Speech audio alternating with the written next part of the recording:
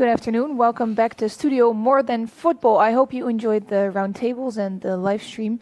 I'm here with 3 guests because we're going to talk about communication and impact. I'm here with Robert Maaskant. You've already seen him before.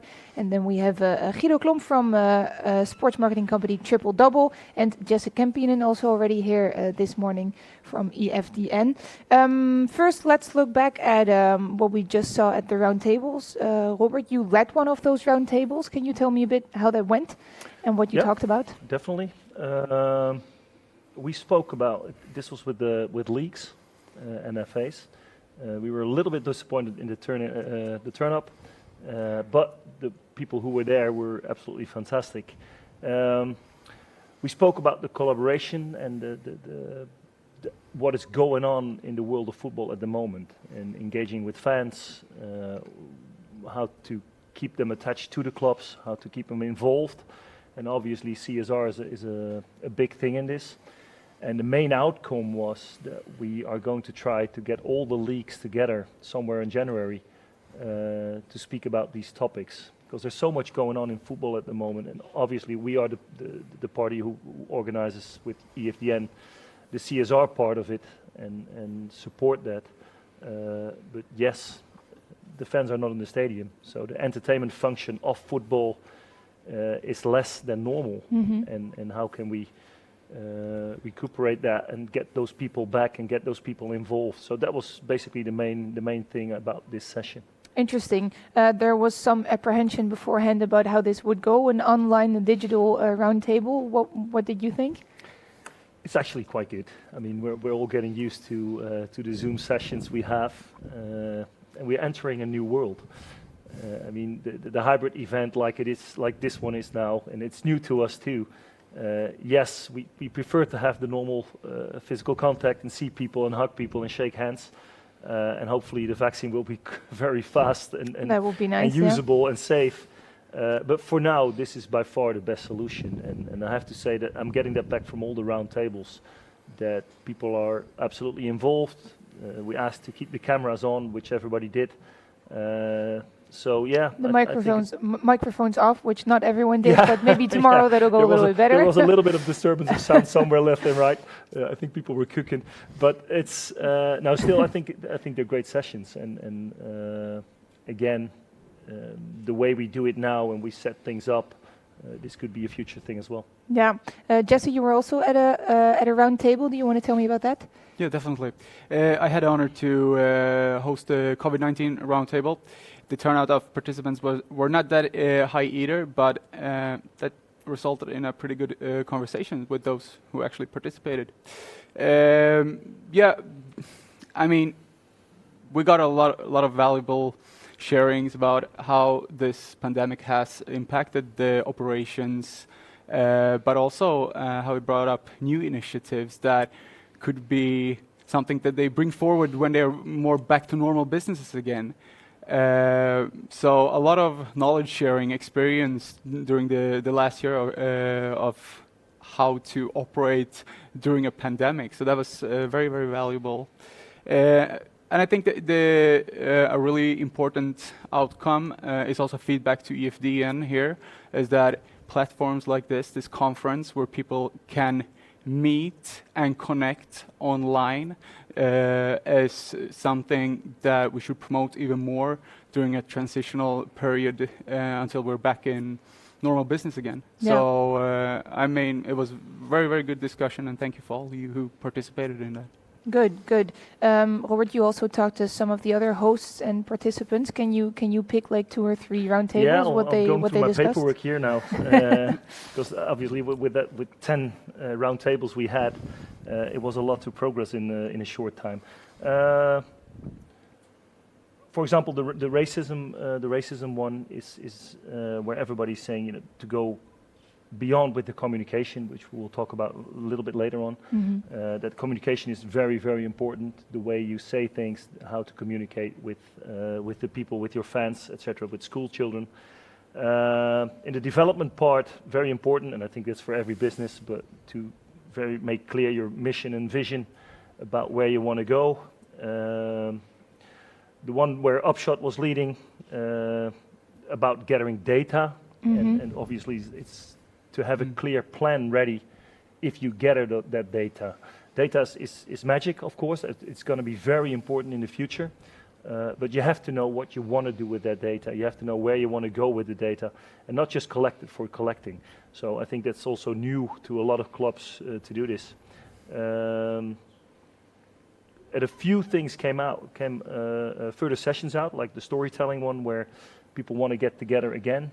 Also in my session, we agreed to go on further in January.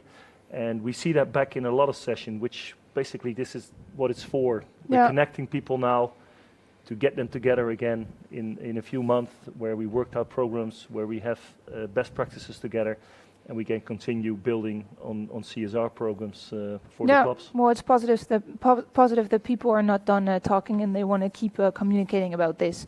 Our topic in this part of the show is impact and communication. Two familiar faces and Guido from Triple Double. Can you tell me a little bit about yourself, about the company you work for? Yeah, sure.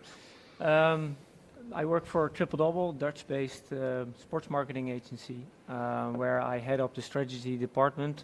We try to advise our clients in the world of football, commercially, how to realize impact on brand or sales or any other objectives that sponsors may have. 9 out of 10 we consult commercial brands in sports, so the big sponsors. However, we also liaise with governing bodies in football. So one example that I like to highlight is the UEFA campaign around COVID, honoring the frontline workers of COVID around Champions League, where all the participating teams honored the COVID workers with a thank you on their shirt, which was developed by our agency together with UEFA. So yeah, increasingly more we try to also advise our clients and in the world of social entrepreneurship and social responsibility. And why do you think that is? Why are you focusing on that more, and why is it more of a topic in general? Well, historically, all the sponsors that we consult, they focus on having more on the impact on national level, having impact on the commercial world, having impact on visibility, on brand exposure, on seats in the stadium. Where increasingly more, due to maybe also 2020, also the somewhat interesting time around COVID and Black Lives Matter, that more and more brands turn also their sponsorship to social good. They want to make a local difference. They want to realize impact on communities, which I think is a very positive effect of a negative situation in 2020, obviously. Yeah, definitely. How did you hear about EFDN? What is the link between your two companies? Basically, I was mainly introduced by UEFA to say my contact at UEFA was one of the speakers last year. So he introduced me to the initiative, and I think also the reason why I picked up the invite is that I think there's a very interesting time also for social projects and social foundations also to liaise more with the commercial brands to really further increase the impact. Yeah. So this is why I'm happy to be part of this session. Yeah. Jesse, we already talked to you this morning, but for the people who missed it, can you tell a little bit, you're brand new at EFDN. Yeah. Can you tell a little bit more about your background and what you did before this? Yeah, as I told the viewers this morning, I have a background both as a public officer working in the public sector with different kind of employment programs and financial strategies, as well as quite some experience from the third sector working with a lot of different projects concerning some of the most burning social issues among youth today. Do you have some examples of that, of these issues? Yeah, well, I've been working a lot with the topic of fatal violence among youth in Sweden. That has increased a lot the last couple of years. So that is one of the most burning topics, I think, when young people actually start shooting each other to death. Yeah, definitely. But on this topic, impact, that is probably the biggest, clearest red line in everything I have been doing. I've been focusing a lot on the term social investments, how we can start investing in people and early interventions in the same way as we are looking at investments in on the regular capital market or infrastructure. I mean, there are a lot of benefits of seeing this a social investment as something that can bring back cost reductions in the future for our public systems. For example, if a project helps a kid entering the labor market from being unemployed, that will be a cost reduction when it comes to social welfare services in the long run. That is just one example on how social investments works. So in order to provide those kind of numbers, you need to work with impact measurement, of course, as well. Yeah. Let's talk about that more a little bit later on. We are talking about the importance of measuring, of evaluation. Robert, why is that important? Well, like just and Guido also mentioned, it's professional football is of course built to make money. Now we are into social responsibility, and from there, sure, companies want to see a return of investment. We would like to see a social return of investment, but it can be combined. But it can only be combined if you have the measurements and if it's credible, with credible results to show either a European Union or a city that those results actually work, that you actually have a practice that with the outcome, and probably even to predict the outcome already when you start those programs. So the social return of investment and the return of investment, both of them can be very important for companies to join, and that's why it's so important to have those numbers. And I think it was interesting what you just said. The keyword is credible results. Yeah, sure. I mean, one of the four very important things is quality, and this is a part of the quality we try to deliver, where credible results and yes, you know, one of the round tables also came up with. It's very hard, especially when you're subsidized by EU, that you have those to get those evaluations you make, to get them very strict. It's part of the deal, basically, and you have to do that sometimes day by day, but it's so important to do it, and we will have to find a way to maybe make that easier for the clubs, maybe make it easier for the leagues, maybe make it easier for the associations, but it has to be done, because we have to show the world what we are doing, and we can only do this with quality, with the right impact, and not just, you know, take a photo of a smiling child and say, hey, we solved people having no jobs. You know, that's not how the way it works. We actually have to show what we are doing, and we can only do this by getting good measurements and credible results. Yeah, and to your point also, Robert, I think it for some of the social programs, it's sometimes they are a little bit hesitant of sharing those results because it's not hitting the numbers that normally the bigger projects are used to. But I think also from corporate sponsors are actually looking at the impact of results rather than the quantity of results. So it's not about the big numbers, about the big number of children or the community impact that you realize. It's about the quality of that impact that you realize. It's a misunderstanding that a lot of sponsors are focusing on quantity. And certainly in social projects, it's more about quality of the effect than the quantity of the effect. So to your point, measuring, yes, but measuring also in a qualitative way, and not be afraid to share that with the bigger environment of your stakeholders. Yeah. Jesse, this is your core business. What can you add to that story? No, I totally agree. I think we have to stop looking or focus that much on the quantitative outcomes all the time and the numbers. We have to start describing the core business of these initiatives, all the social initiatives taking place right now, and those are things that matters. We're working with human beings. We need to start describing the qualitative values as well. Yep. I mean, we have a lot of stats to prove stuff with, but the stories about how people are feeling more happy, have an increased quality of life, those are also very important, extremely valuable impact that has on the longer run plays into a more societal development and change as well. So definitely more focus on quality rather than just big numbers in these questions. Which is also quite challenging because you're redefining your KPIs. You're looking in new indexes. You're looking at an index to bring luck from 100 to 120, or happiness, or you bring vitality from an index 100 to 140, which obviously is very exciting to explore, but also new. So therefore, does it come with some child diseases in the beginning? And some partners, they will look at you and say, what are you talking about if you talk about a happiness index? But it is something that will accelerate towards the future, for sure. Yeah. Robert also said just now, maybe we need to simplify it, but still get credible numbers. How do you do that? Well, I would like to bring it back to basics, to the operational core. Why do we do these projects? What is the purpose, both the values, but what are we trying to achieve with this? What kind of change in the long run are we trying to achieve?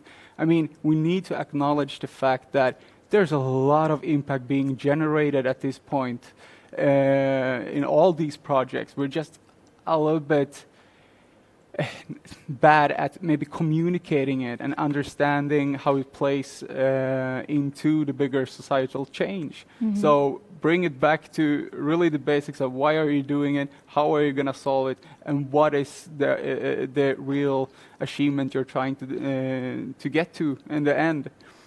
So take the concept of impact and divide it into its elements, and then gets much easier to grasp it and start working with it as well, because you don't have to adjust your whole operations in order to work with impact.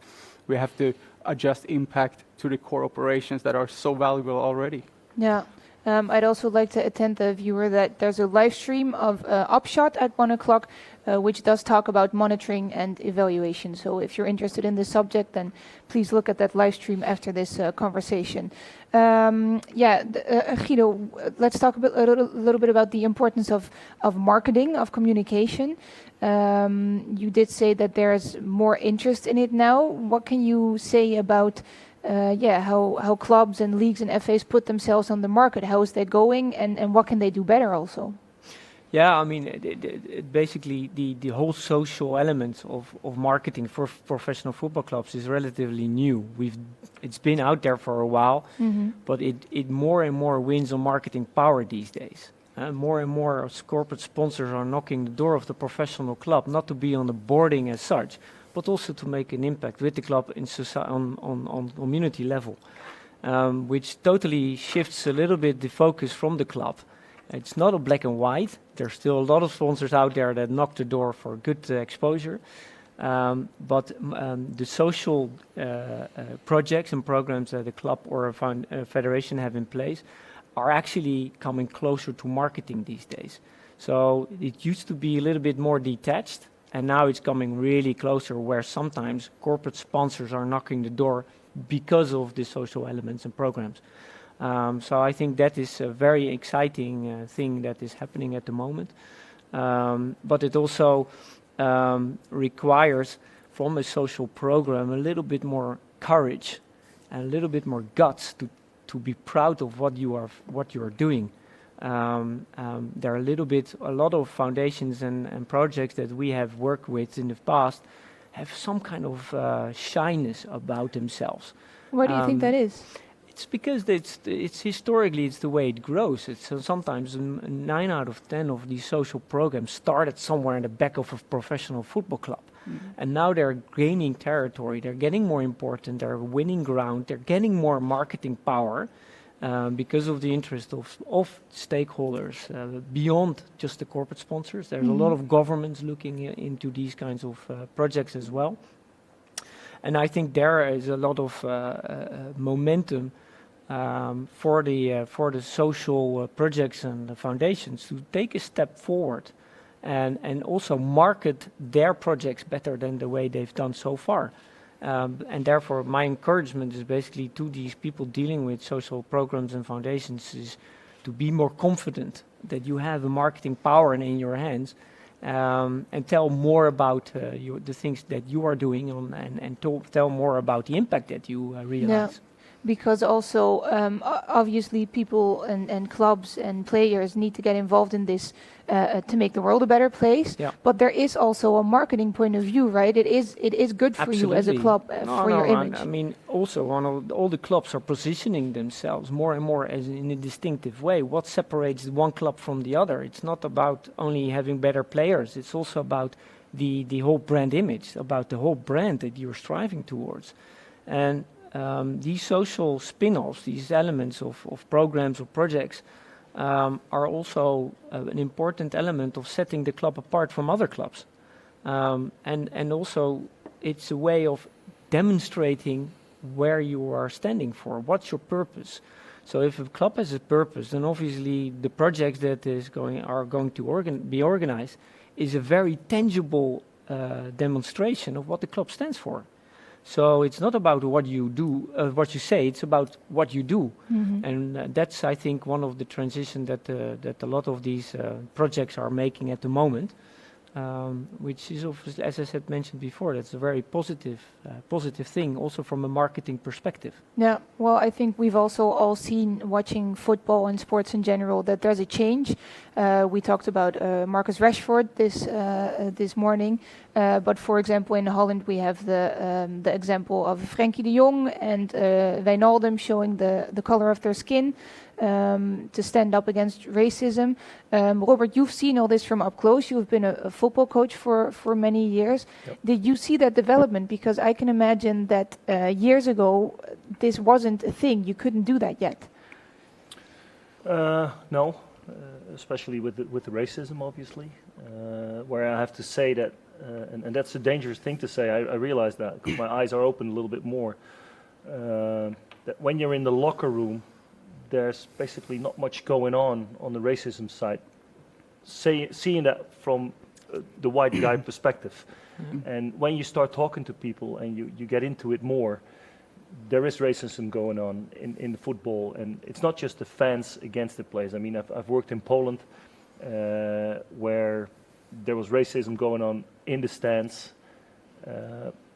towards players from the other club, not so much to their own club. So that's a very difficult thing to tackle. But being a manager of a club, you're not so much involved. And I think, and we mentioned that this morning as well, the awareness of the social responsibility you have as a manager is so important. And that's the reason why I joined the EFDN, but I also want to make the coaches aware and make the players more aware of their role in society, what they have. If they say something, if they Twitter something, if they say something on TV, even in emotion, because sport is emotion, and that's still a very important part of it, but that they do realize that they have that major role in society for the little kids that are watching, and those players are heroes. The managers are heroes of the fans, and they have a huge reach. Don't forget that. I mean, the Modern Football campaign we had reached over 41 million people. Yeah. Just the Modern Football campaign. And so football is the biggest watched sport ever in the world. And we have a big role to, how do you say that in English? Big shoes to fill. To do this. Yeah, well, from the perspective of a sports journalist, I talk to many players coming straight off of a game, and I can wholeheartedly imagine that you 1 minute after a game don't think about certain things, but there is a bigger part in this on your social media, in other interviews, to think about the role that you have. I remember taking, because I've been analyzing as well for Fox, right behind the game, and sometimes I took players apart before they went in front of the camera. And I know that's maybe not the best television that everybody wants to see, but sometimes you have to be protective of those players and get them out of the emotion before they step in front of the camera. And I think it's good for the press officers to be aware of that and mention that. Guido, back to your point, one of the points, and I think there's a very strong point out of the round tables, was even that CSR should be the DNA of the club. Yeah. And I think nowadays that, for example, say sustainability, I don't think you can have a business anymore without sustainable goals. I mean, that's long gone. And a football club is a business as well. So you should have those sustainable goals, and you should have those anti-racism goals, and nobody is against that, but you have to just feel stronger about it and make it more visible that you're actually doing something about it. Yeah. I At the see same here time, you need to also pick your battles. You cannot make a difference on all of these topics. You really need to have big impact on a limited number of projects and themes, then a very moderate impact on a lot of themes and projects. What would you say, if you say that? Surely every club has sometimes his own program. We try to get that together a little bit. Do you think the role of associations and maybe leagues even should be bigger then in communicating this? Yeah, I think the role for federations and leagues will automatically follow where the money is going. So if sponsors are knocking the door of the federations and leagues for more social initiatives, then obviously they will follow that. But I agree to your point is that the differences that the clubs are making on a very local community level are way more interesting than what the clubs or what the league and the federations at the moment are doing. They find it very difficult to play a role in that social difference. I know that the equality and the diversity is obviously the easiest topic for federations and leagues to pick up, but to really make a difference is more difficult for them because they serve a nationwide audiences rather than a community which is smaller. Yeah. How do you feel about that, Jesse? Also, what Guido just said about better to invest in a couple things and make the difference there than a lot of things a little bit? Well, looking at the federations and the leagues, I think their main role in these kind of questions is perhaps to support the clubs in their local community initiatives, really listening to what kind of needs they have, what kind of support they need. I think we can work on a broader spectrum with a lot of topics because there's a lot of burning topics that we need to handle, but maybe there's not one actor who can do everything, but we need to collaborate in these kind of questions and really bring in the experts as well. Yeah. Well, to your point, Guido, I think the starting point of associations and leagues shouldn't be making money in this matter. No. With the CSR, it should be helping people. Yeah. And yes, there's money to be made, and yes, we all have to survive in this football industry. But this is bigger than that, in my opinion. Yeah. Well, in the core basis, the existence of a league and a federation is to promote the game of football as wide as possible, and celebrate the impact that football has on a very personal level for young new generation of players. And how important is authenticity in this? Key, massive, and more important every day. Why is Rashford so successful? Because he's a big player, a good striker. Because he does it from a very authentic way. He does it because he feels this is his mission to do. He's very ambitious in it. He has the platform for it, but it will never succeed if it isn't done in a very authentic way. So authenticity in this for any player or any club is key, essential. Definitely. I want to thank all of you because the half hour is almost gone already. Time flies. After this, it's time for the live streams. We have live streams of FC Twente, Saints Foundation, Upshot, I already mentioned them, Aston Villa and Barcelona. You can pick, obviously, for those live streams. We're back here around 1:45. Then we're going to have another session of Studio More Than Football to talk about the EFDN. I'd also like to point out one more thing, which is then the More Than Football Impact Report can be downloaded in the documents. So take a look at that if you would like to. We'll be back here around 1:45, and for now, have fun with the live streams.